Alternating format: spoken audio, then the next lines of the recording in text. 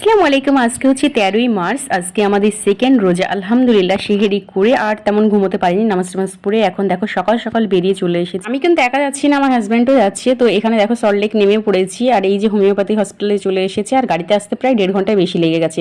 তো এই হচ্ছে হসপিটালটা, একটু দেখিয়ে দিলাম। স্লিপটা কেটে নিয়ে এখানে বসে আছি। এখন দেখছো ফাঁকা, আর 2 মিনিট পর ভর্তি হয়ে যাবে। আমরা কিন্তু 10 নম্বর রুমের সামনে বসে আছি। তো ডাক্তার দেখানো হয়ে গেছে। ডাক্তার এতটাই ভালো, মানে আধ ঘন্টার উপর সময় দিয়ে আমাকে সমস্ত কথা ডিটেলস জিজ্ঞেস করে মেডিসিন লিখে দিয়েছিল, সেটা নিয়ে এখন আমরা চলে এসেছি অটোতে করে বিধাননগর। স্টেশনের কাছে একজন লেবু বিক্রি করছিল, লেবু নিয়ে ট্রেনে চেপে শিয়ালদায় নেমে পড়েছি। আর এখান থেকে কিন্তু একটা দেখলাম পাখির বাচ্চা, তো জায়নের জন্য নিয়ে নিলাম। তারপরে দেখো আমরা কিন্তু ইডেন গার্ডেনের সামনে দিয়ে যাচ্ছি। ওটা দেখতে দেখতে বরের অফিসেও পৌঁছে গেছে, তো ও নেমে পড়লো, ওর কিছু কাজ আছে। আমি চলে যাবো বাড়ি, আর প্রচন্ড ক্লান্ত হয়ে গেছি। এনেছি এই যে যা দেখতেই পারছো। আর এখন সন্ধ্যাবেলা ইফতারের জোগাড়ও করে নিয়েছি। আর শরবতটা আজকে বাধ্য হয়ে ফ্রিজে রাখলাম কিছুক্ষণ, 10 মিনিটের জন্য।